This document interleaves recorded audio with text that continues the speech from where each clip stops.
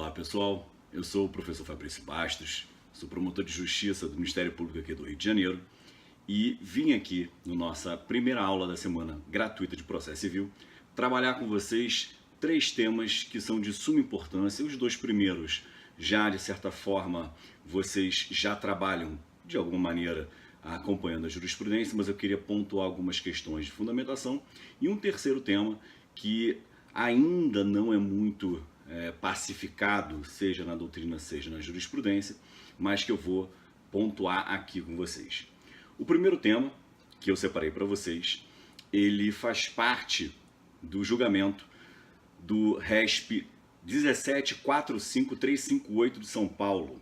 1745358 de São Paulo, RESP da terceira turma. E o tema, recorribilidade das decisões interlocutórias. E aí você já vai pensar assim, pô, Fabrício, lá vem você falar de novo da recorribilidade das decisões interlocutórias, mas, galera, isso está na ordem do dia. Então vocês têm que ficar atentos, não só àquela decisão que o STJ já proferiu sobre a taxatividade mitigada. Não é esse o ponto que eu quero tratar aqui com vocês. Quero mostrar para vocês que, por vezes, o mais importante é entender a formação do precedente no STJ, é entender os motivos que levaram o STJ a decidir de determinada maneira. E esse ponto eu acho o mais nodal de todos. Vou dar um exemplo a vocês, muitas vezes em prova oral, o examinador te faz uma pergunta direta e objetiva. Se você responder, olha, excelência, o STJ já decidiu dessa forma. Cara, até aí você não está me dizendo nada. Você tem que entender por que o STJ chegou até aquela decisão. E por isso que eu separei esse RESP, que repito, 1745358 de São Paulo, da terceira turma. Vejam, o que o RESP trata é da concessão de efeito suspensivo em embargos à execução. Era um caso específico de execução por título executivo extrajudicial. O executado ajuizou, muita gente fala oferecer, mas eu prefiro falar ajuizou porque é uma ação, ajuizou embargos à execução e requereu no bojo dos embargos concessão de efeito suspensivo. Concessão de efeito suspensivo. O juiz de primeiro grau indeferiu a concessão do efeito suspensivo. Então surgiu a seguinte polêmica neste processo. Cabe agravo por instrumento? Essa decisão que indefere a concessão de efeito suspensivo aos embargos à execução, ela é recorrível e agravável? Ou, melhor colocando, agravável e recorrível? Vamos lá. Primeiro ponto que você tem que trabalhar. Qual a natureza do requerimento de concessão de efeito suspensivo? O que eu quero dizer com isso? Quando você trabalha a presença dos requisitos e dos pressupostos para a concessão do efeito suspensivo, o que lhe vem à mente quase que de imediato?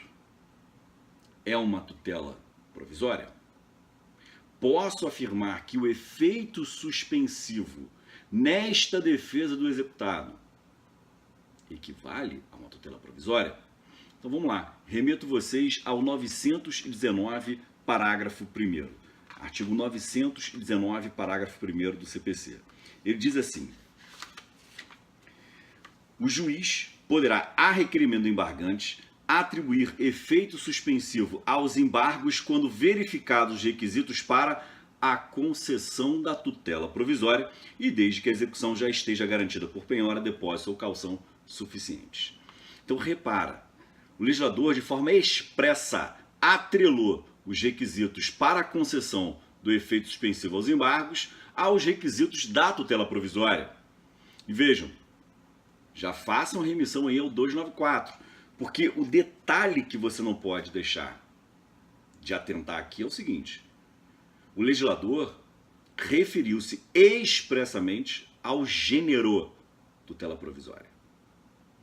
Então, pode ser que no caso concreto seja uma hipótese de tutela da evidência. Então eu posso ter essa concessão do efeito suspensivo como uma tutela provisória de urgência, ou posso ter, conforme o caso concreto, a tutela provisória da evidência lá do artigo 311. Por isso que eu acho que vale a pena você fazer remissão ao 294, porque ele usa o termo de forma genérica. Pois bem, não há a menor dúvida de que a decisão, seja concessiva, modificativa, revocativa ou que indefere a concessão do efeito suspensivo, não há a menor dúvida de que ela é uma decisão interlocutória, na forma do artigo 203, parágrafo 2º do Código de Processo Civil. Então, é uma decisão interlocutória extrema de dúvidas. Quanto a esse ponto, a doutrina não questiona e tampouco o STJ. O ponto nodal foi: essa decisão interlocutória é agravável? Duas linhas de raciocínio surgiram na discussão perante a terceira turma. Os ministros do STJ trabalharam com duas linhas interpretativas. Uma primeira linha interpretativa sustentava a aplicabilidade do artigo 1015, inciso 10 do CPC. Artigo 1015, inciso 10 do CPC, que diz assim: cabe agravo de instrumento contra as decisões interlocutórias que versarem sobre, inciso 10, concessão, modificação ou revogação do efeito suspensivo aos embargos à execução. Então vejam, pela literalidade da norma, essa primeira linha argumentativa ela está equivocada. O que os ministros que pugnaram pela aplicabilidade do 1015, inciso 10, sustentaram? Interpretação extensiva do inciso 10 para permitir a interposição do agravo por instrumento. Essa primeira linha argumentativa, ela não foi vencedora. Os ministros, em sua maioria, entenderam que não haveria a necessidade de se aplicar uma interpretação extensiva ao 1015, inciso 10, na medida em que, aí vem a segunda linha argumentativa, na medida em que a decisão a respeito da concessão ou não de efeito suspensivo aos embargos à execução versa, na verdade, sobre tutela provisória. Então, essa segunda linha argumentativa foi a vencedora, repito, na terceira turma do STJ. Então, eles aplicaram 1015, inciso 1, para sustentar a decisão ser agravável.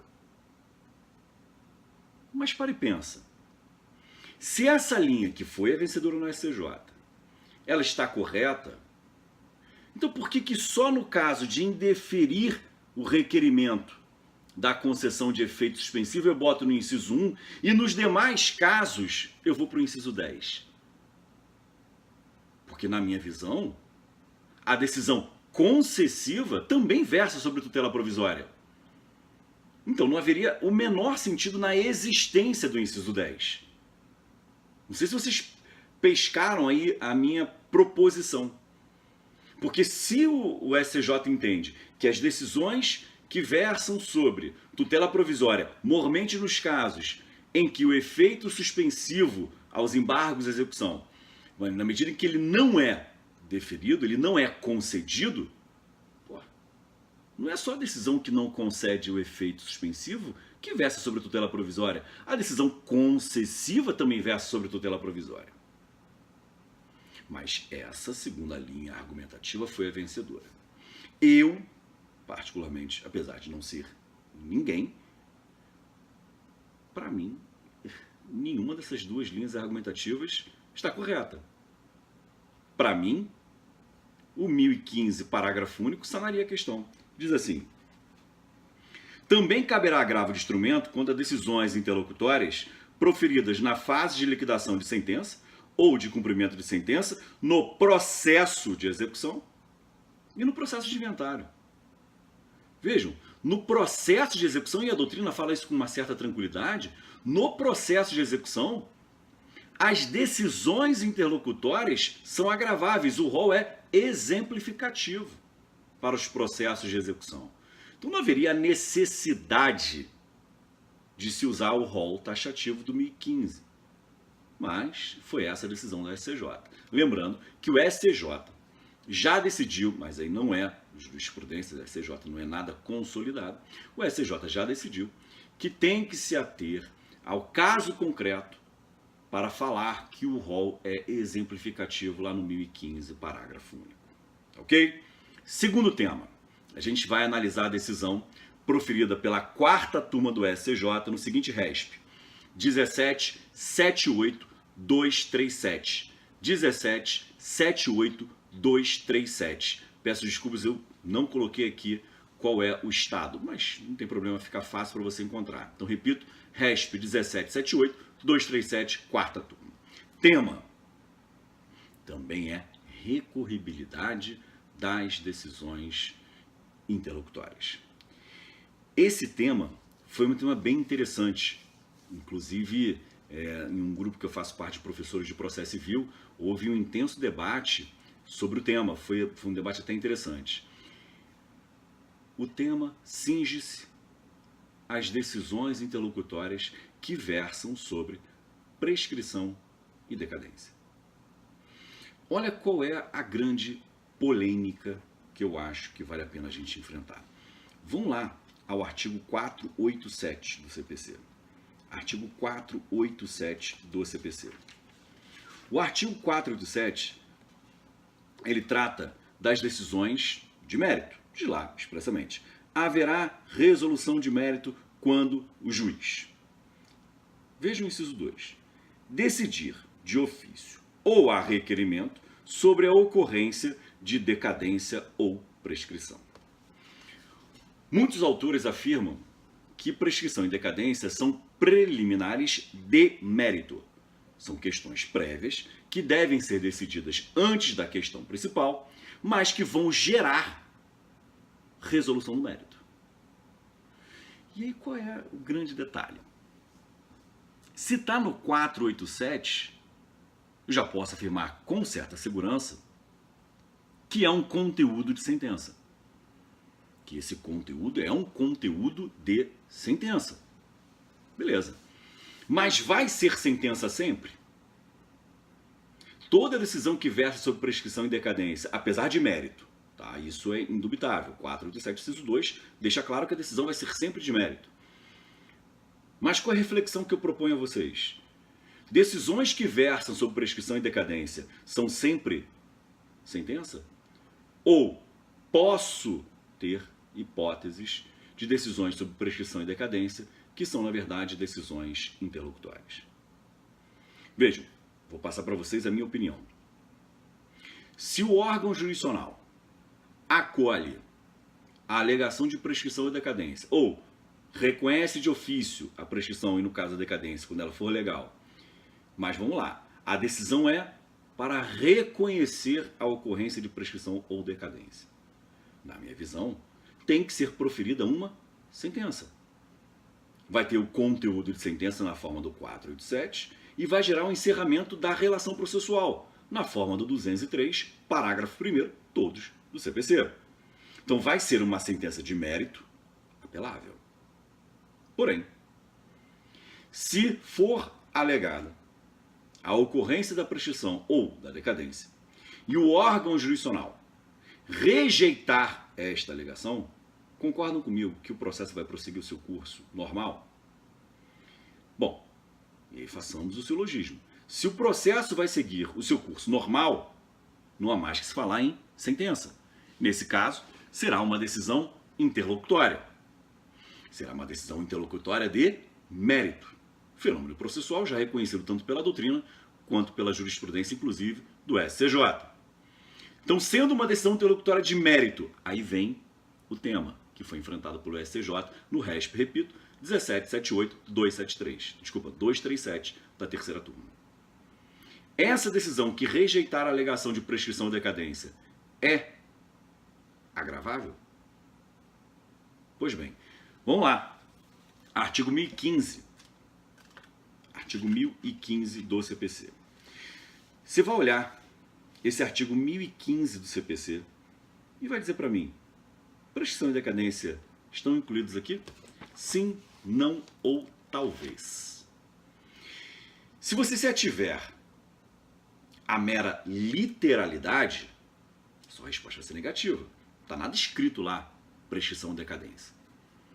Só que eu já dei a dica para vocês. Decisão que versa sobre prescrição e decadência é uma decisão de mérito. Portanto, veja se não está no inciso 2 do 1015. Decisão que versa sobre mérito. Como vai ser uma decisão que versa sobre o mérito? Qual foi o entendimento do STJ? Aplica-se uma interpretação extensiva ao artigo 1015, inciso 2 do Código de Processo Civil. Aplica-se interpretação extensiva do artigo 1015, inciso 2 do Código de Processo Civil. Então foi essa decisão. Olha, o recurso cabível para impugnar decisões interlocutórias sobre prescrição e decadência é o agravo de instrumento. E está claro lá no acórdão, uma vez que configuram pronunciamentos de mérito no processo. Eu li aqui exatamente o que está constando. Então, qual é o detalhe? Não é só você afirmar, olha, o STJ decidiu assim. Você tem que entender como que o STJ chegou até esse resultado. Como que se formou esse convencimento. Isso que é importante para vocês. Porque, repito, nem toda decisão que versar sobre prescrição e decadência, nem toda decisão, repito, a exaustão, que versar sobre prescrição e decadência será necessariamente uma sentença. Pode ser uma decisão interlocutória, chamada decisão interlocutória de mérito. Beleza? Terceiro tema. Eu vou trabalhar com vocês o RESP 1693784 do Distrito Federal. RESP 1693784 do Distrito Federal. É um acórdão da 4ª turma do STJ.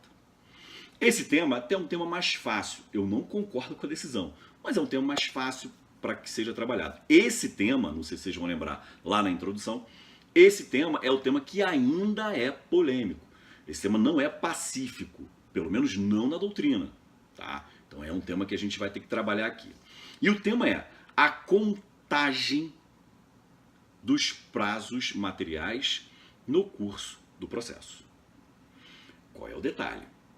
Existem prazos materiais e existem prazos processuais no curso do processo. Prazo material é quando for para a prática de um ato material. Exemplo, entrega do bem, cumprimento da decisão judicial. Já o prazo processual é o prazo para a prática do ato processual. Também vamos encontrar prazo material quando ele versar sobre prescrição ou decadência. Então o tema é, esse artigo 219 do Código de Processo Civil se aplica aos atos materiais? Se aplica aos prazos materiais? Vamos lá. Vamos começar com a leitura do artigo 219 para que você possa entender a razão pela qual o tema ainda suscita polêmica. Para mim não deveria suscitar, mas suscita polêmica. Diz assim: na contagem de prazo em dias estabelecido por lei ou pelo juiz, computar-se-ão somente os dias úteis. É aquela regra clara. Vem o parágrafo único e diz: o disposto neste artigo aplica-se somente aos prazos processuais. Que para mim sanaria a questão. Se só se aplica a prazo processual, só se aplica aos prazos para a prática de atos processuais. Ponto. Não tem discussão. A redação não abre espaço para que se discuta o tema. Porém, o que se chegou a discutir aqui? Foram 2 pontos nesse RESP que são importantes. O primeiro ponto: posso usar o artigo 219 para a contagem do prazo para o cumprimento de sentença? Posso usar o artigo 219 para o prazo do cumprimento de sentença? Prazo lá dos artigos 523 e do artigo 528. posso ou não posso. Minha visão, que também é definida por parte da doutrina, esse prazo para o cumprimento da sentença não tem natureza processual, tem natureza material, porque é a prática de um ato material que sequer depende da defesa técnica. Então, para mim, seria o prazo seria contado em dias corridos e não em dias úteis. Não foi esse o entendimento, tanto do CJF, lá no enunciado 89, quanto do SCJ, nesse RESP que eu citei, que eu repito, 1693-784, Distrito Federal. Nesse RESP, vou colocar aqui para vocês, ó. O STJ proferiu a seguinte decisão: o prazo para pagamento em 15 dias no cumprimento de sentença deve ser contado em dias úteis. Principal fundamento usado pelo STJ. A fluência desse prazo inicia-se da intimação da defesa técnica pela imprensa oficial. Então o STJ entende que por essa razão o prazo deve ser contado em dias úteis. Eu continuo discordando. Para mim é ônus da defesa técnica informar: olha, você tem prazo de 15 dias, bicho. Ele já começou. E são 15 dias corridos. Mas não foi entendimento do SCJ. O segundo ponto, que também foi interessante, foi a interpretação que deve ser dada ao artigo 229, que é uma regra já conhecida de vocês. Diz assim: os litisconsortes que tiverem diferentes procuradores de escritórios de advocacia distintos terão prazos contados em dobro para todas as suas manifestações em qualquer juízo ou tribunal, independentemente de requerimento. Qual foi a questão ventilada aqui? Para mim, a regra está nítida. Eu não vou falar que a regra é clara, porque eu posso pagar royalties, aquele que vocês já conhecem. Está nítida a regra que o 229 se aplica somente aos prazos processuais, que são manifestações processuais. Mas, o que se ventilou nesse RESP? Esse artigo 229, que trata do prazo em dobro para litisconsorte com procuradores diversos, pode ser aplicado aos prazos materiais? Vou destacar aqui para vocês o trecho do acórdão. O prazo comum para cumprimento voluntário de sentença deverá ser computado em dobro no caso de litisconsortes com procuradores distintos em autos físicos. Essa parte final em autos físicos é porque existe a regra específica de que em processo eletrônico os prazos não são contados em dobro. Então vejam, o prazo para o cumprimento de sentença vai ser contado em dias úteis, e se os litisconsortes possuírem procuradores diversos, em dobro.